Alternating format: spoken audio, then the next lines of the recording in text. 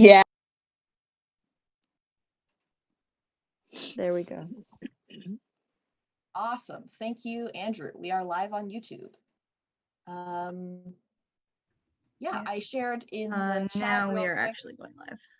Okay, we're live on YouTube, Facebook, and I just dropped the link in chat to the onboarding presentation if any of you would like to go look at it again. So without further ado, let's get started.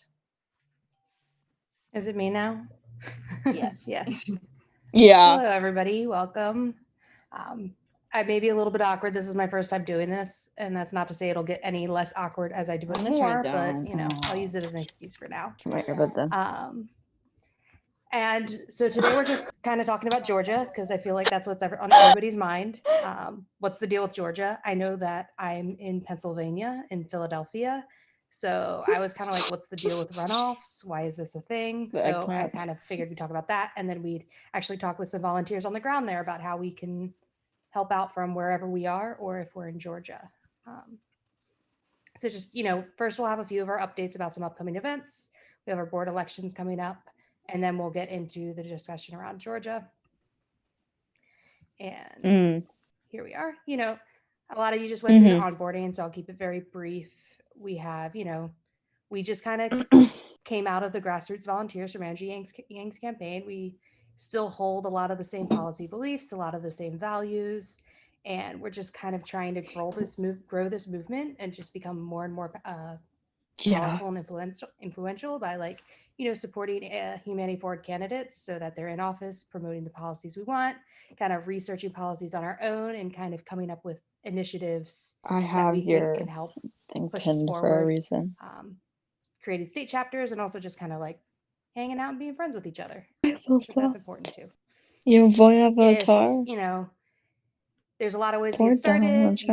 You know, best ways to come into the Slack. There's the link right here. If you take the there's a link to these slides. I'll drop it later unless somebody is able to do it right now. But you can click on all these links in the presentation as well. So you can join our Slack. There's also a recording of the orientation video that Paige just gave. If you came in late or you missed it, that introduces you to all the values. We have a community calendar where there's a few different events happening, where you can just kind of meet everybody casually. And you can also go online and find your chapter to get plugged in with them if you want to be a little more local. Upcoming, we have Income Movement is having a State of the Movement meeting. So if you're passionate about universal basic income on any level, this is a great meeting to go to. A lot of different organizations working on this are going to be talking about their 6-month plan, like what to really do in the next few months to push this. There are 2 different meeting times. No need to go to both. You know, it's just to capture more people. It'll be pretty repetitive if you do both. But, you know, pick a time that works for you. Go to it and hear what all the, you know, our partner organizations are working on. I and will then something vote. A little more fun Your voice is a writer's workshop where you write from prompts. Totally casual, just good to get your creativity on. If you're interested in that, just direct message or contact Colleen McCarthy in our Slack, and she'll give you the link to join. The next one is this Tuesday at 10 p.m. Eastern time, so a little late if you're over here by me, but you know, what else are we doing anyways? Follow us on all of our social media. I don't know what if why I just didn't blank there. Our social media channels, so that you know what events are coming up, and you can kind of get some cool content. La buena. We have a book club that we just did recently. We'll have another one come up. It was really great. So it's the We Are Live on YT for me. And is Catherine on the call? Would you like to talk about the board election, Catherine? Here we go. Real quick. Yes, I am, and I would. If you pop up on the next slide. So recently, we voted to extend our interim board terms from 4-month terms to 6-month terms. So there are 3 board members that are completing their terms on the 29th. The election is going to be next week on the 22nd. So then they'll have kind of a week to do some turnover. And so Brendan, Gray, Kevin, and Megan are continuing through February 28th is the next board turnover. So if you are interested in running, like the controlled board that would be interested in running, there is a link we'll get to on the next slide to Tiny submit yourself as a URL candidate. .com You'll also see that there are some /fuck. documents, sorry, before we pop over, there are kind of board minimum requirements and advice for future board members from past board members. So take a look at those. And so if we go to the next slide. Must follow the code of I'm conduct, sorry, I'm willing so to sorry, sign what happened? I NDA, clicked on a link must disclose accidentally. affiliations That's and okay. organizations Yeah, working so with if you pop over to the next slide, poggers. that is the link that Ability to use national and I will Slack. drop those in Okay, the I can do chat that. for submitting your candidacy. I can do And that. so that deadline is by this Wednesday, the 18th at midnight Pacific time. And then on Thursday at the end of the night, so probably by when you look at it Friday morning, we will be kind of announcing the candidates that are running. And then on Be a member of at Sunday, least the one working 22nd, group. so Oh, next fuck. week in Okay. this meeting, we will be hearing from the candidates and voting on them. We'll be sending out a voting form after each candidate kind of introduces themselves for like a 30-second minute spot. So we found You in the could, but I past, just to can't. kind of preempt some questions, that when we had kind of an open voting period, I'm not a member of a and working we, group, though. you know, went through that process for people to It's not. request Where do I? ballots Okay. to be able to vote, we had participation actually when people have an opportunity to hear the candidates speak, having already read the candidate statements they submit. And I'll leave it at that. Are there any questions before we kind of move to the next section? All right. Yeah, a lot of you have been through this before a couple of times, so very familiar process. All right. Thank you. Actually, I have a question about so this upcoming board election is on the 22nd. When is the one after that? February, let's see, where 28th. February 28th. Well, Thank you. possibly the election will be on February 21st, but the term will start February 28th.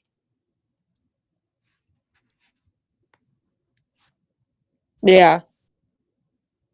Are we ready to move on to Georgia then? I guess. Yeah. Georgia on everyone's mind. Cool. So what's the deal with Georgia? Do you hear the song I played? Did Carrie Ann hop on yet or no? I don't see her. That's all right. Because I was going to do this first part anyways. But Go for it. like I said, I'm in Voter Pennsylvania. So suppression. when this was all happening, I was kind of like, what's the deal with Georgia? I have no idea what's going on down there. And I feel like maybe that's applicable to a few others. So I just threw together a quick thing. You know, we all know like Georgia has this long history of voter suppression. Take action. And we had all the Yes. voter roll purges that came The to fuck light can I join with a Brian team? Kemp back in, what's the year it has here? 2018, right? 2019. So if you go in, there's links to all of these. And obviously these purges like disproportionately impact voters of lower income and things like that. So that's part of it. But on top of that is when I realized that runoff elections were also kind of an additional form of voter suppression on top of that, because they actually emerged in the 1960s as a way for whites to maintain kind of power, since Georgia was a majority white state. So it was quite possible for Black candidates to win with a plurality, but when they had to go into a runoff and get 50%, more often than not, they ended up losing to a white candidate instead, even if they won in the primary or the previous one. And so I found that very interesting. There's a few other states with runoffs, but none of the other states have it at a 50% threshold anymore. They've mostly lowered it down to 40%. So that's like kind of something very significant. And it's not just, it isn't just like kind of casually like that. This is something that was kind of institutionalized in a form of voter suppression in addition to all the suppression we already see there. So that I think that makes this election and these runoffs very important. And on top of that, we all know about 2 races, but we also have a third candidate, somebody from their campaign looking to take action. Because there's a third race that's actually very significant, but you know, not garnering the same national attention as the 2 Senate races. Team on this one. So first off, the reason there's 2 Senate races is because one of the Georgia senators announced he'd be resigning in 2019. So he wasn't supposed to be replaced until 2022. So we ended up with 2 Senate positions open right now. And that's very significant because currently we're at 48-50 in the Senate. So if we win those 2, we're at 50-50. And we you know, no matter which side of the political spectrum you're on right now, if you believe that kind of pushing forward economic relief in the wake of COVID-19 is important, kind of neutralizing Mitch McConnell in the Senate is relatively important. And so this is a very kind of valuable, important historical time. And on top of that, Georgia hasn't had a Democratic senator since 2005. So those two races are kind of, in the front of everybody's minds right now. So we also have this race for, what is it? Yeah, General Public Service Commission in District 4 is Daniel Blackman is running in a runoff weight race, which, I didn't even know what that was for or why that mattered, but, the commission has the exclusive power to decide what are fair and reasonable rates for the services under its jurisdiction. So a lot of your general utilities. So that is hugely impactful on a lot of people. And I believe hearing that something with broadband was mentioned, but we do have Paul Glaze, I believe, here from the I did it again, from the campaign to speak on that. I'm sorry, I will bring this. Oh, Jesus. There. Are you here, Paul? Yes, I am. Thank you so much. And if you're in the chat right now, Catherine is doing us a big favor and posting some quotes from Daniel. I've actually worked with Daniel and worked for Daniel for several years now. And so I did want to also, Stephen Koyak, I'm so sorry if I butchered your name.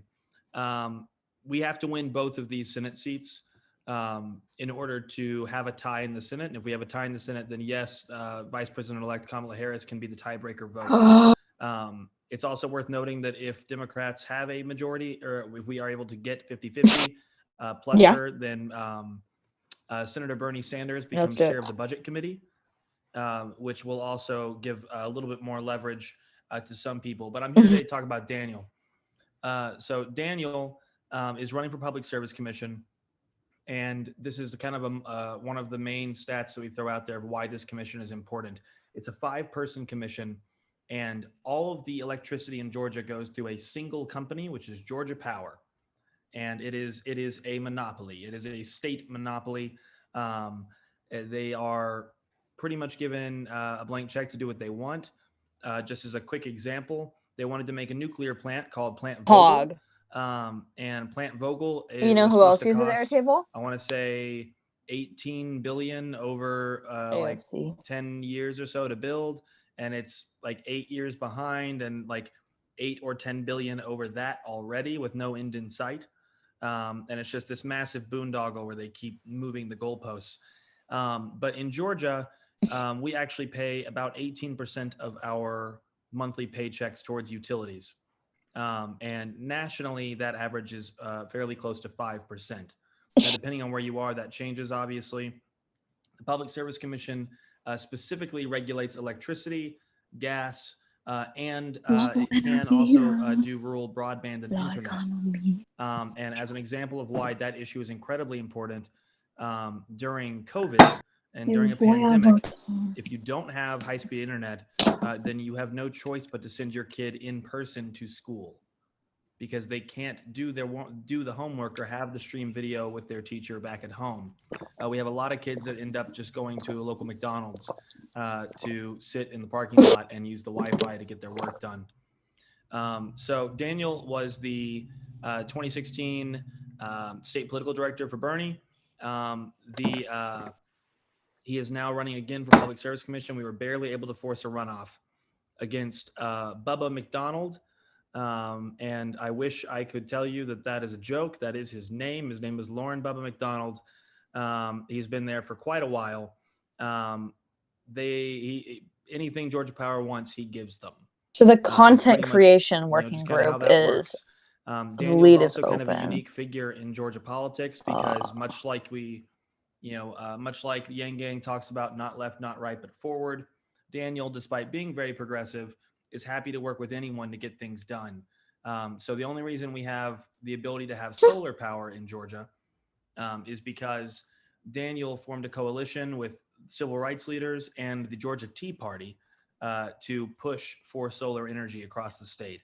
And it's on one of only a couple grassroots kind of bipartisan movements we've seen here.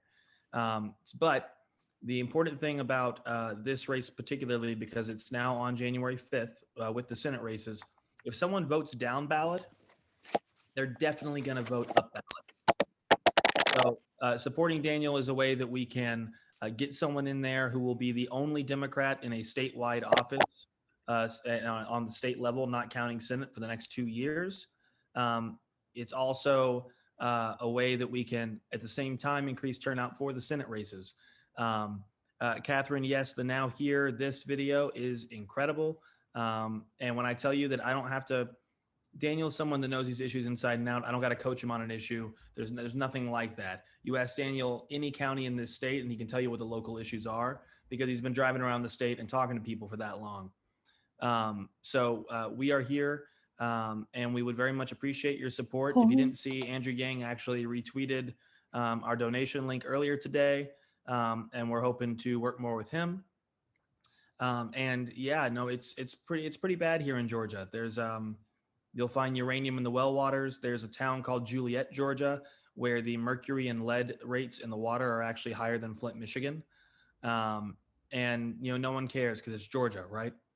And Daniel's been the person leading that charge for many years. So if you are interested in volunteering, we do have phone banks going. We have postcards going. We're working on setting up our texting. But you can also email me. I'm going to put it in this chat for everyone on this at volunteerfordaniel@gmail.com. That goes straight to me. I should be a part of the Humanity First Georgia Slack. And if anyone here knows a young man by the name of Nick Crane, Nick and I just got off of Devin Pandy's campaign for the 9th Congressional District.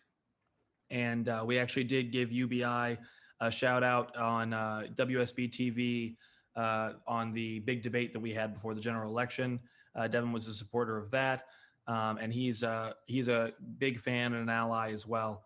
And he's who actually turned me It's on all the to, tiny URLs for me. getting involved in Humanity First. So thank you so much for having me here. And did I miss anything that I should be talking about? Because I probably did. And yet I also talk so much that, at this point, I'm just throwing out. I could say good things about Daniel literally all night. So it's, you can just have to tell me to shut up at some point because I love the guy.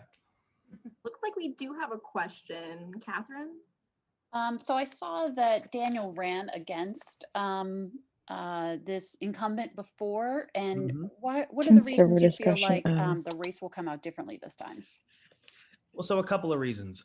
So the first is when you talk about politics in Georgia on a statewide level, and this is not, I know sometimes we have a tendency to talk about class and class analysis. But when you talk about statewide politics in Georgia, historically, you cannot do so without first really recognizing the scale of white supremacy. And I don't say that to be dramatic. That's the name for it, right?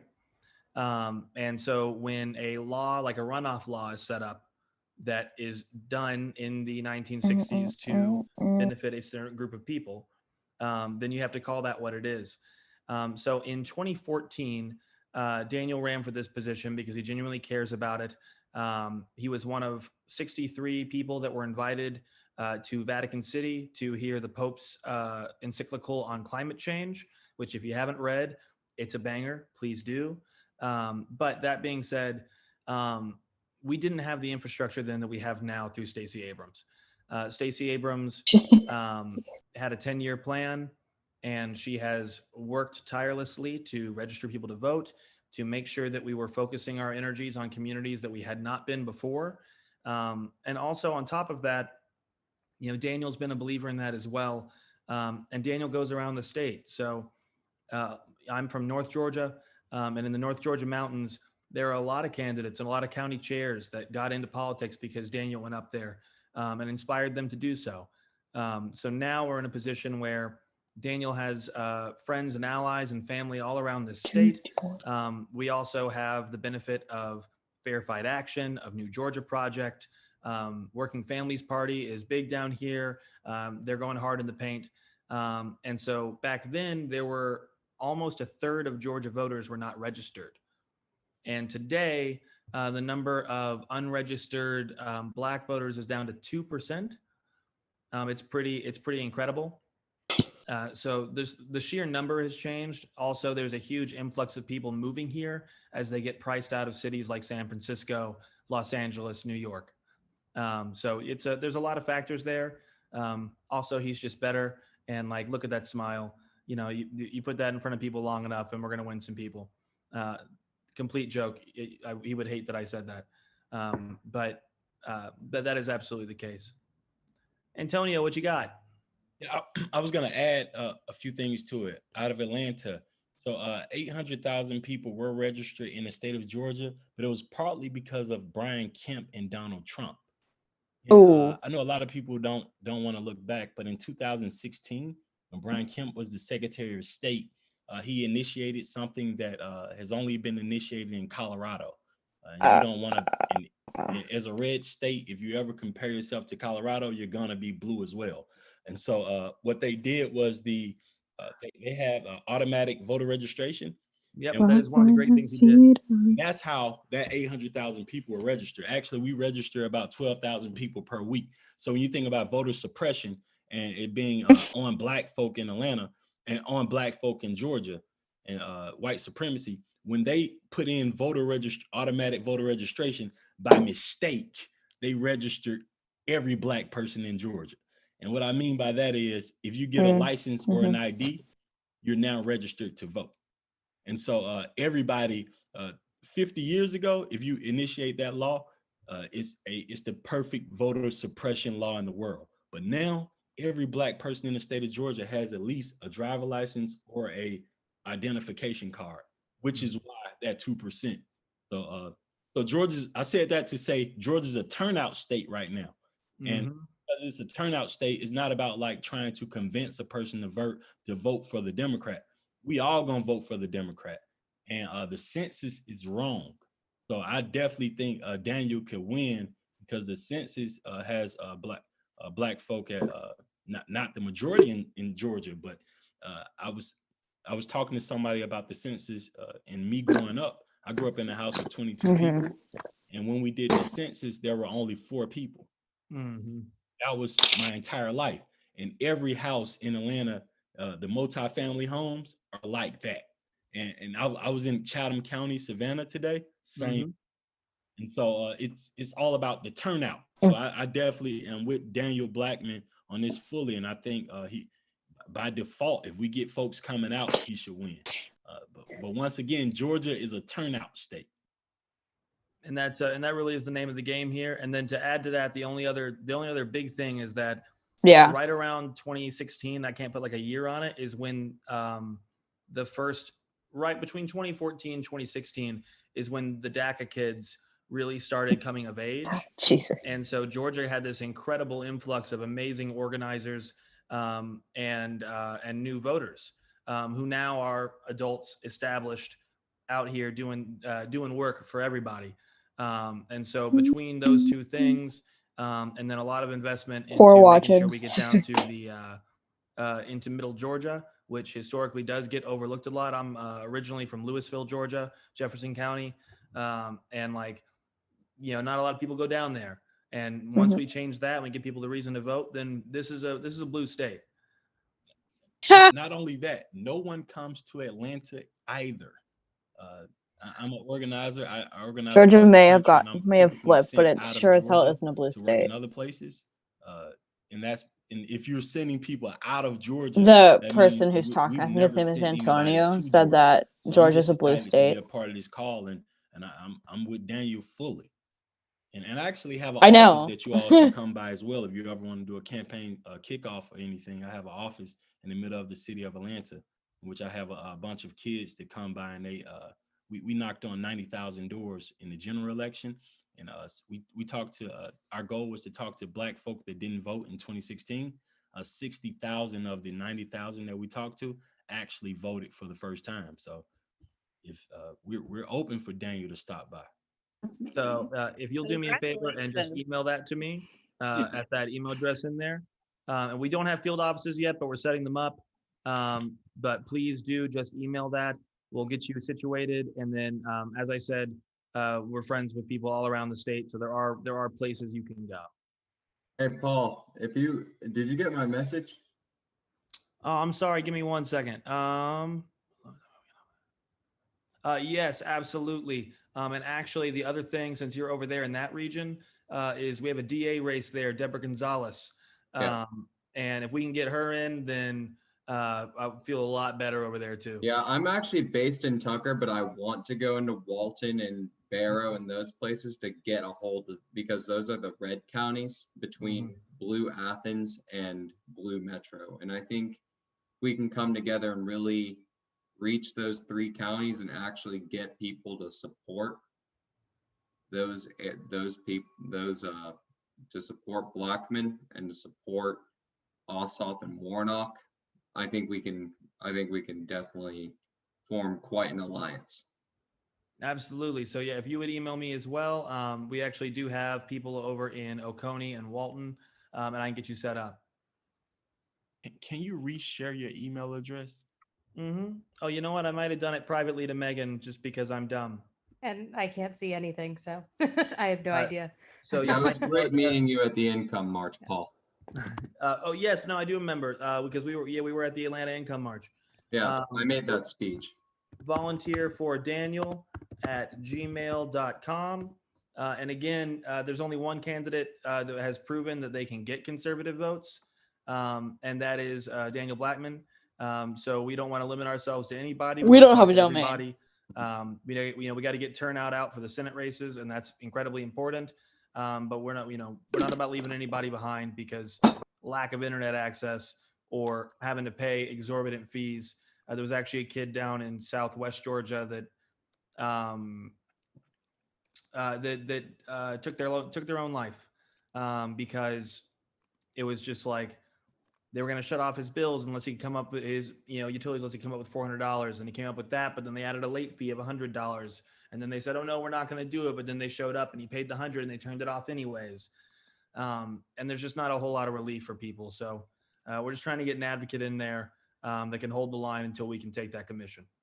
Yeah, I'm definitely hoping to get into contact with the Daniel Blackman campaign to see if we can work together, because I'm a liaison to the Warnock campaign. So. Yeah, no, Brutum, it really should. I don't like to. I don't like to share have a it a whole lot standalone conversation. It's not, I don't want to. That's not a story that you use for political gain. But unfortunately, sometimes we're in situations where it's important to acknowledge the real impact of having a monopoly that doesn't care about people in charge of everything in the state. I like I said, I don't like to use that and make light of it like that, but it needs to be said with respect to them and their family. Thank you. But yeah, thanks for having me on, and I gotta jump over and do some more outreach calls here. Feel free to drop that donation link before you run out in the chat, since I can't put anything in the chat right now. But we also just one quick thing. I made a channel for Blackman in the Georgia Slack and added you to it. And so we'll just kind of build out like a post that's about, here's the way you can kind of get onboarded and, what the push is. So to be continued in the Georgia Slack. Absolutely. If you want to learn more, it's danielforgeorgia.com. You can find me on Facebook. My name is Paul Glaze. It's just like a donut. You can laugh at that if you want, but it's the only way that people don't. You'd be amazed how many people say Blaze or Gaze or Glazer or some weird thing. And just feel free to go ahead and reach out. It's really important, and also we're really glad that y'all and Andrew Yang and people that can inspire young people, because we know there's not a whole lot of people in politics that are on the level. And so when someone does, step up and wants to get involved, then we're happy for the help. So thank all of you for that. And like I said, I'm here, I'm available, and we run around the whole state. So wherever you are, we can get to you. Awesome. Thank you, Paul. I believe. Thank you, Paul. Yeah. Is Carrie Ann come in the room? Because she's here from Humanity Forward Georgia. I don't know if she wants to. I'm here. We have some other board members in the call as well. So you created beautiful slides and you did your research, so we can just answer any questions that anybody has. Well, I didn't go through the Humanity Forward Georgia slides yet because I didn't know if you wanted to talk over them. No, you do it. Yeah. Oh, jeez. I'm not good at this, but I did, there is the quick timeline kind of for what the organizing is going to look like, because the voter registration deadline's December 7th. So obviously there's a focus on making sure people get registered before then. Then you have your voter education, and then early voting starts on December 14th through December 31st. And then election day is January 5th. So that kind of gives you an idea of how everything's timing out.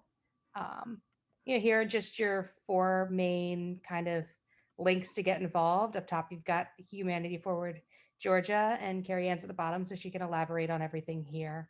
Then obviously Stacey Abrams' organization, Fair Fight, Elect John, and, Alex's favorite politician. warnockforgeorgia.com. So if you're into like the phone banking and the text banking, obviously going directly to the campaigns, a really easy and good way to do that. If you're local to Georgia, then you can follow the Humanity Forward Georgia's meetup for local events. Like yesterday, there was a canvassing event, which is the graphic here. I know there's definitely probably more to come that Carrie Ann could probably tell you about. Yes, we're going to go to the Beltline every Saturday, and CNN was there yesterday, so that was a lot of fun. We're anxious to see that. But yeah, we're going to do that every Saturday, and then any other events throughout the state. We'll have all of them on Meetup, so follow the Meetup. Absolutely. And then this is an exciting event you have coming up. So do you want to talk about that a little bit? Yes, I'm really excited about this because we were approached by, it's a Yang Gang member. His name is Jameson. I worked with him during the campaign. He gave us meeting space to hold meetings, and he now has an org called Vera Lou. They're a nonprofit charity fundraising org. They've put on 35 concerts. They have one going right now. There's a link in our WhatsApp, I believe, but it's virtual live stream, concerts, fundraisers, and they want to do one with us to benefit Fair Fight. So as you can see, Emmanuel and Daniela came up with this Giving a Fair Fight campaign logo. So that is the name of our event. Givingafairfight.org obviously is on the slide. That's our website. We are in the process of artist outreach to see who will be performing, but we are very excited about this. Our goal is about 5K. We're not really trying to raise any impressive number of money. We just want to raise the awareness and then have the gesture of giving Fair Fight money. Like, okay, we're not here to step on anybody's toes. We want to work with you. We want, here's some money, so that is the plan. But I am very excited about it, and we will have more information soon. Oh no, I always do this. So sorry. Am I? Nope. All right. Is it sharing the full screen? I can't tell. Not quite, but close. It just keeps opening the slide. Okay. How do I just go? There. Perfect. All the social media links, because, that's the best and easiest way to find out about anything these days. So Facebook, Twitter, Instagram, the website, ga.hfmovement.org has all that information. I know like I said, he's 14. I do like anything else you want to talk about, what you're doing, how people can support from not just within Georgia, but from, across the states. How can we really support what you're doing in Georgia right now? Besides, so obviously, the direct working with the campaign, signing up for their phone banking and text banking events. But we realize that a lot of the energy comes from people wanting to work with Yang and within the Yang Gang. So we are going to try and do some of our own phone banking and text banking. We're looking into maybe vote tripling and having notable Yang Gang figures like Lacey Delaney and Fred the Felon kind of pop in, kind of like how HF does the phone banking calls and then Yang will pop in or whatever. We might try to mimic that. And then also, you go on, Terry. sorry, I'm almost done. Our merch that we dropped with the vote logo, I think we're going to put a few other things in the shop. And what we're going to do is, because there's like a minimal, like there's a few dollar profit on every item. And we're going to use that money to buy t-shirts to give to volunteers who come to Georgia from out of town. So if you can't come, go ahead and buy something on the online store and know that it will benefit somebody who gets here. They'll get a t-shirt. Winning the Senate. Yes, and also seat I've been doing some plays a key extreme. role I've in been the really election. watching how Georgians. Republicans have been campaigning. They have very strong ground game, and what we really need help with Yeah, volunteers that's what I'm is doing. people who are coming to Georgia. We could Um, absolutely use some help in the ground game, especially in rural conservative areas. That's what I was actually it's talking campaign sponsored with by Opportunity with Josh about when he was on the questionnaire. call. He and I are having a good, are having a side chat and like about how we need boots on the ground, so to speak. We of course need masks and social distancing, but really the best way to get out there is to be physical, to be out there, speak with people, get to know their problems, and propose the best solutions. And I think that's where the Yang Gang can really kick ass, so to speak, because we know what the Opportunity to conservative interview voters really want. Mr. Warnock or representative of the campaign. Do we have anyone who has any All the specific best. questions, or does anybody just want to talk Andrew. about from Georgia want to talk about, why this election is important to you, or anything else that anyone can be done? Feel free Code to and raise choose your the hand veritas of your or online put a similes question for in the data. Slack if you have something you want to ask any of the Georgia organizers directly. I have a one quick question. Sure. Focus. Are you all focused on turning out the base? Or are you trying to switch folks right now? So we have obviously Stacey Abrams and the Georgia DNC and the Vote Forward orgs. They are all doing that Dem voter outreach. They are pulling any Dem who's not registered, any 17-year-old Dem. Like, we're not trying to step on their toes. We will What funnel else do you need? volunteers to support their efforts. And we like even just this past Yep. Saturday, we're doing a get the vote out in Atlanta. That's a blue city, and we got a lot of happy feedback, like people cheering us on. But we still need to remind them, request your ballots, and it's January 5th. So yes, we are focused on get out the vote, but we do need to recognize that what the Yang Gang does best is bridge that gap and talk to the conservative voter.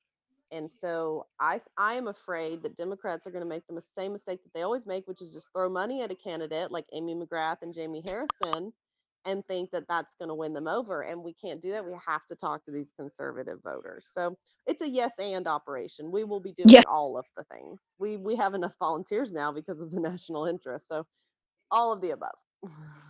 So I work in data, and if you look at the data, the conservative voter didn't vote for Joe Biden, and I don't think they're going to vote for in this election for us either. I think this election, if you look at the registered voters, we got enough registered Democrats in Georgia to, like, if we just go vote. But I just well, looking that's good news. That's great That's news. actually really good news. And also the history of Georgia is also no Democrat has won statewide. Since 92.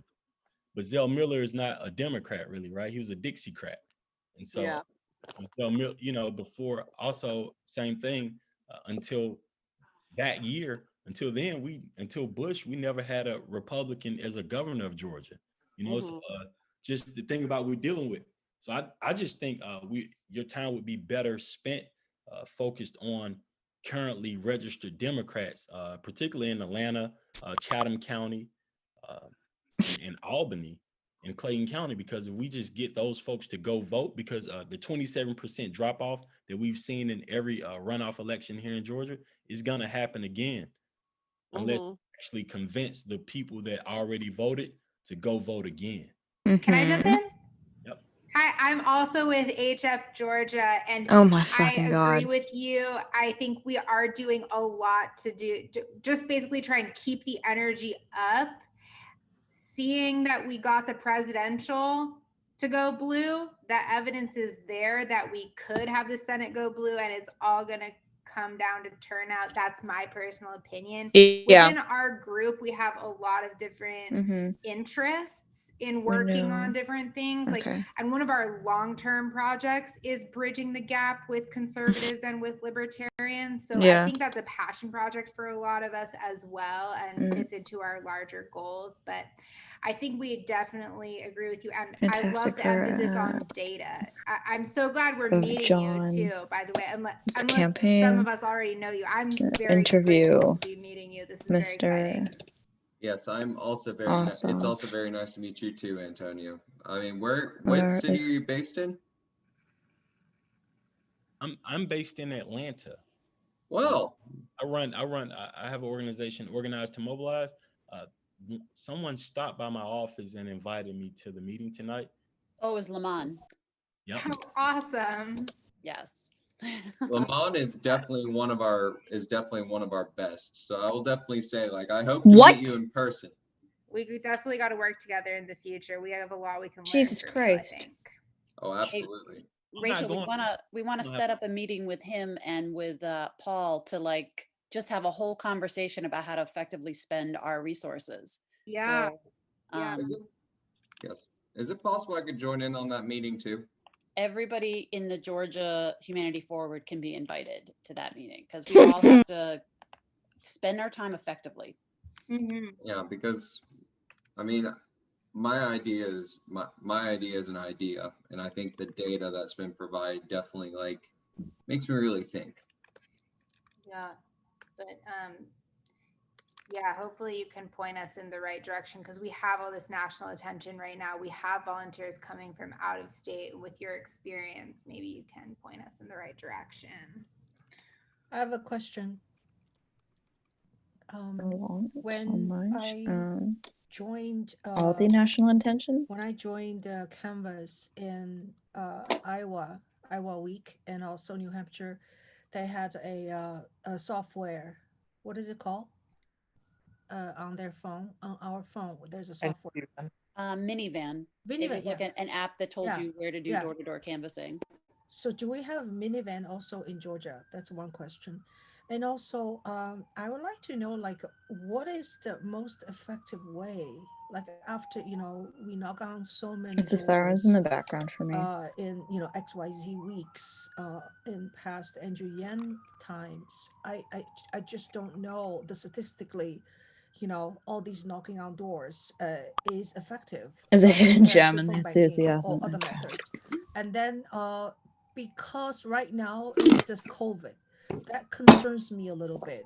Like how people will receiving people knock on their doors, and how as a door knocker feels about knocking on the doors. No, she's in New York. I just did the 2020 US Census where I was knocking on lots of doors, and I went out to the Navajo Nation in New Mexico and Arizona. Ossoff is pro-choice. Very seriously because it's really impacting their community. And I found that if you have a mask on, you knock on people's doors, and then you step back and give them that space, people will make a choice. So it is possible to canvass, and you're outdoors, and you just try to make sure you stand downwind of people so that they don't feel uncomfortable, and you have hand sanitizer, and just that was my experience with canvas with doing the door-to-door conversations for the US Census. But we're not going to make anybody do anything that they're not comfortable with. If somebody is not comfortable with, knocking on people's doors, then there's no way we're going to push people to do that. And we knocked doors in the general election, and I went out a few times, and we didn't have any problems, which is different from other states because Georgia has pretty much been open the entire pandemic. Same thing, I was working in Arizona for the same election, and they aren't knocking at all. So here in Georgia, we knocked.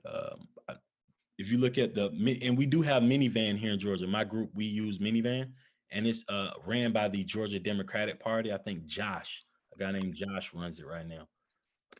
Yeah, we use minivan the entire period, and we were knocking on doors. People came to the doors. We didn't have any problems with people coming to the doors.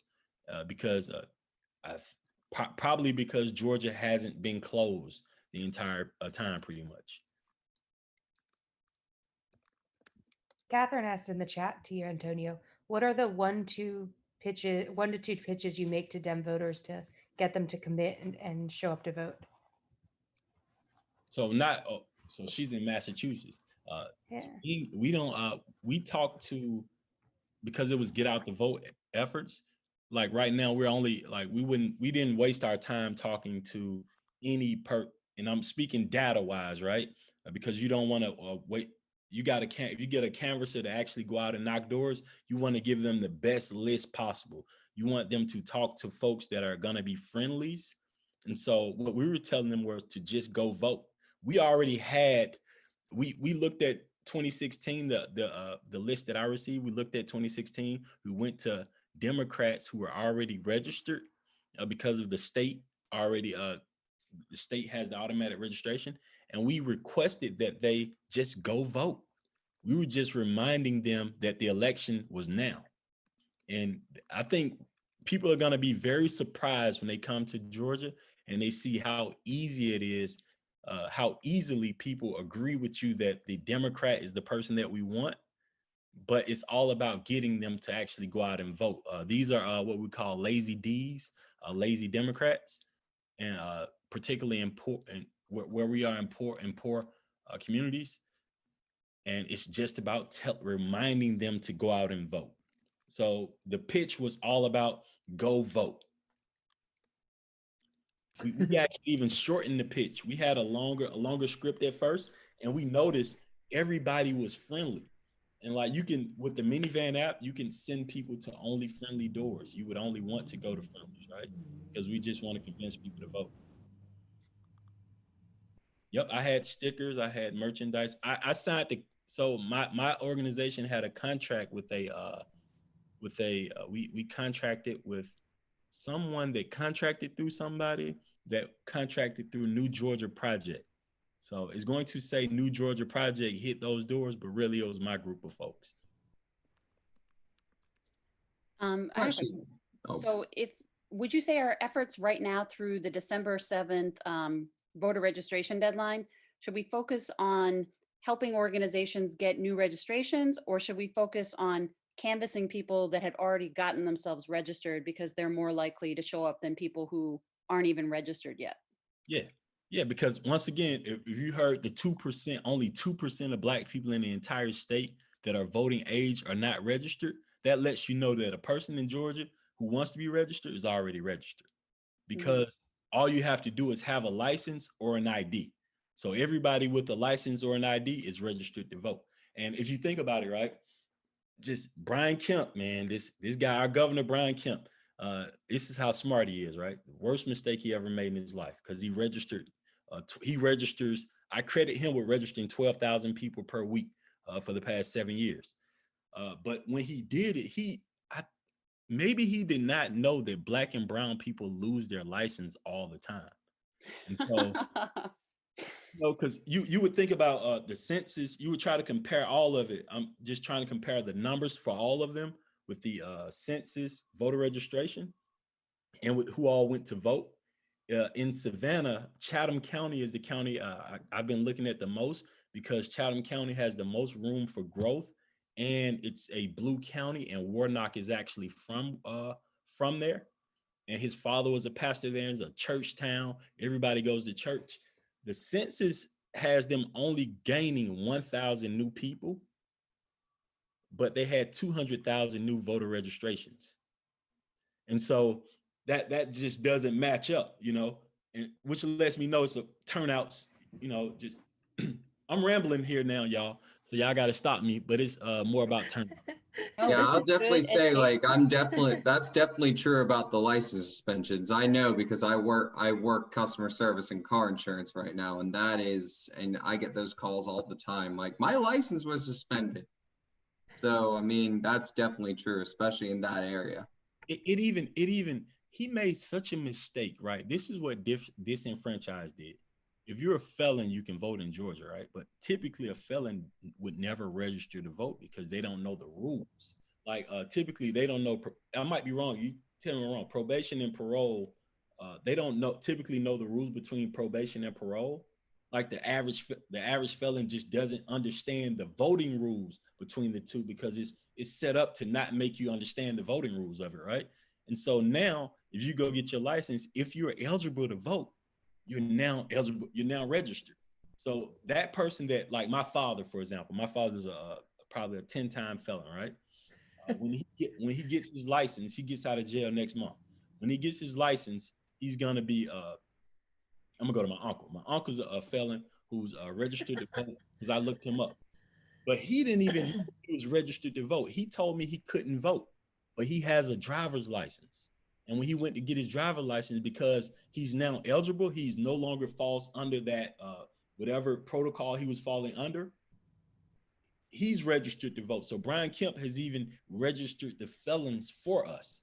Like he did, he and Trump, when Trump was yelling in 2016 about voter fraud and about like making elections safe, he made Brian Kemp try to do something smart that was like not helpful for his party. That's how I see it. And that's how the straw broke the camel's back. And we got to try to get that in every state. So there are 3 more states. I'm giving y'all my game plan now, right? There are actually 3 more states in which the Mississippi and Alabama are 2 of them, actually. If we can get automatic voter registration in Mississippi and Alabama, those are blue states fully. Because we will never win it's because of gerrymandering, right? It's hard to win the state seats. But because of the popular vote in the state, we're gonna like outnumber in votes every time. But gerrymandering prevents us from taking the state house and the state senate because of they've diluted the power of those voting areas. Can you type the name of your organization that's already working on that in the chat? Because then we can look at it and share it with our chapters in those kind of other states. We're trying to build state level movements in every state in the country. So definitely want to share the good organizations to partner with. Yeah. So we started in June. I started this organization actually 2 years ago, but I started like moving fully on it in June after the Black Lives Matter protest, when I went out for my friend Rashard Brooks. And so that's when I started like not just doing my work for my company, but I started organizing in my community more. And so and what's the website for it, or the Facebook group? Organize2mobilize.org. Say again? Organize2mobilize.org. Okay, .org. And that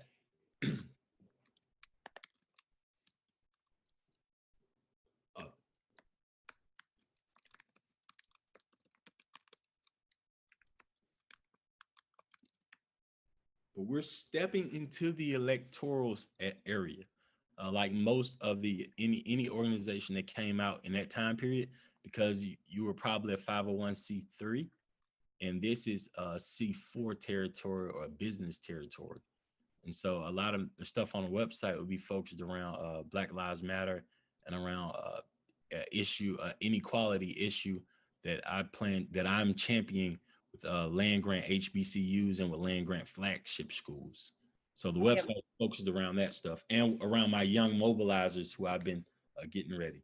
Yep, I know y'all are C4. I know that. Yep. Yeah, and we're interested in that stuff too, because like one of our key things is humanity first. That there's a whole bunch of people who are falling through the cracks, and our society is not set up correctly. So the human value of the human is the center of the economy, not the dollar. So we're very interested in all of that other stuff you're working on too.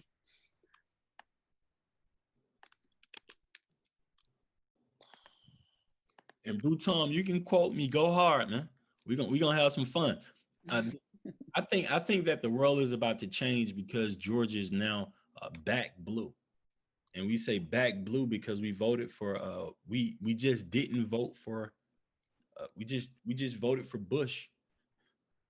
You get it. Georgia's been no other the Republican presidents don't really win Georgia.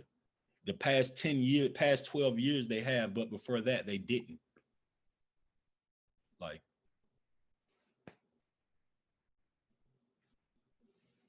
Like we hadn't had a Republican governor since Reconstruction until like recently, you know, past 10 years. Yeah, I just heard that I received some news that Stacey Abrams is actually going to run for governor again in 2022, but I wonder who's going to also try and primary for that role as well. I think they're going to stay out of her way. I think in 2018 was the most racist portion of it when they got Stacey Evans in a race against Stacey Abrams. And they tried to steal. They tried to make us vote for the wrong Stacey. I think this time, I think people should probably get out of her way. But we'll see. Yeah, I was actually just looking at that because I was wondering if like Mayor Bottoms would try to run. Nah, she has a dream job. The only other job she would want would be in DC. Okay. Yeah, and especially because she's one of those mayors for guaranteed income. That's another kind of thing that we're working on as an organization. So we're really excited about all the mayors that are stepping up, kind of pushing this kind of economic floor. And, you know, we grew out of that kind of Andrew Yang organization where, you know, he's talking about that, give people a floor and give them, you know, the independence to just spend it as they need to. Don't try to, you know, micromanage them or, you know, have them jumping through these bureaucratic hoops, and then it'll just unleash people from these traps that they're in and whole communities.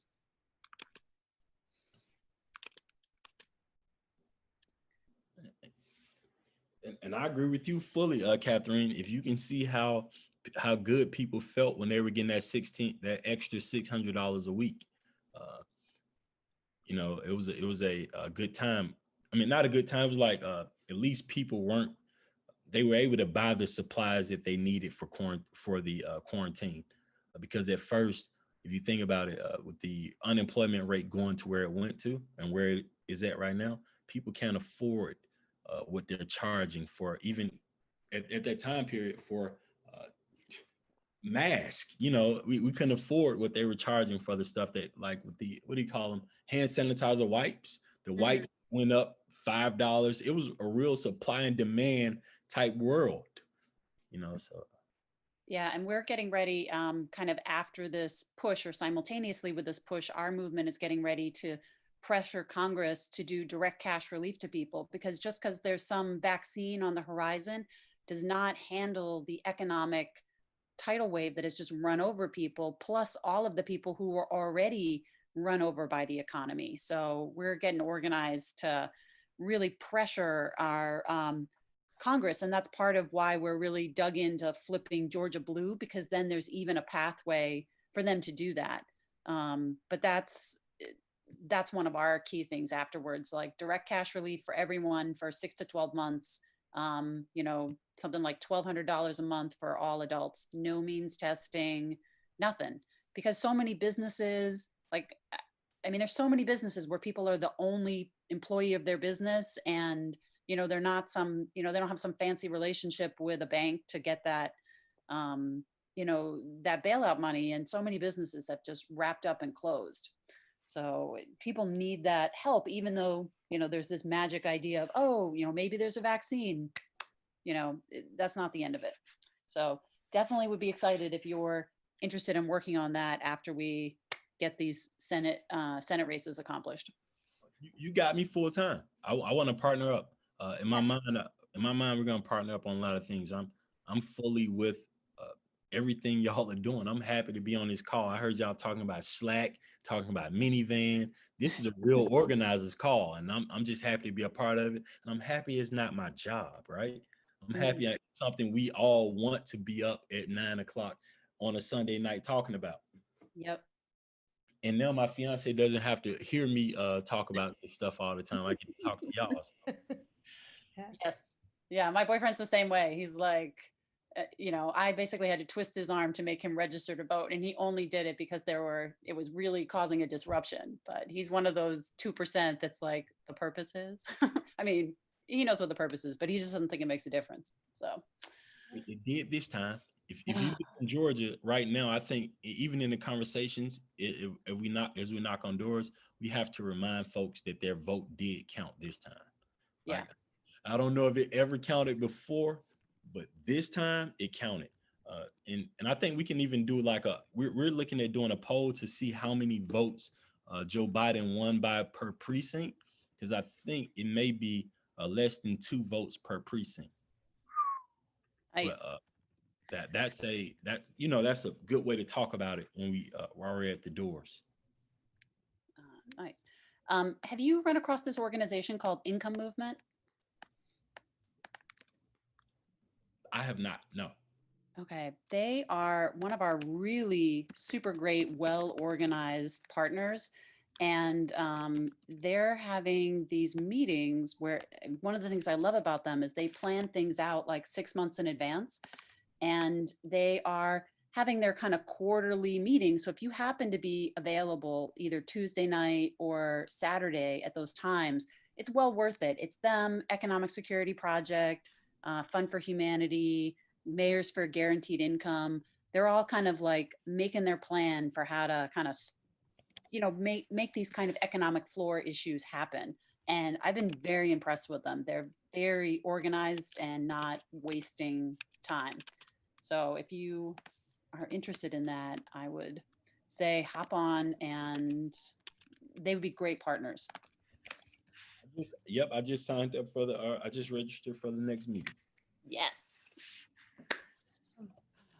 We are at about 9:35. So do we have any final questions that anybody wants to pose to the organizers, and then we can transition to a hang and cut the stream and just chat if there's no I do questions. have one thing real quick. The link that y'all used this week and in previous weeks, and the short bit.ly link that we've been using of HFM Weekly Call is going to be changing. So keep an eye out for the new links for all of that. For the Sunday night calls. We'll continue to post on social media with those new links, so you can also keep an eye on social media for that as well. Facebook, Instagram, Twitter. Yes. Slack counts now. Where the people days. are. Yep. Wherever you normally see this, it will be changed. Yes. All right, so we'll transition to a hang then. We can go ahead and cut the streams and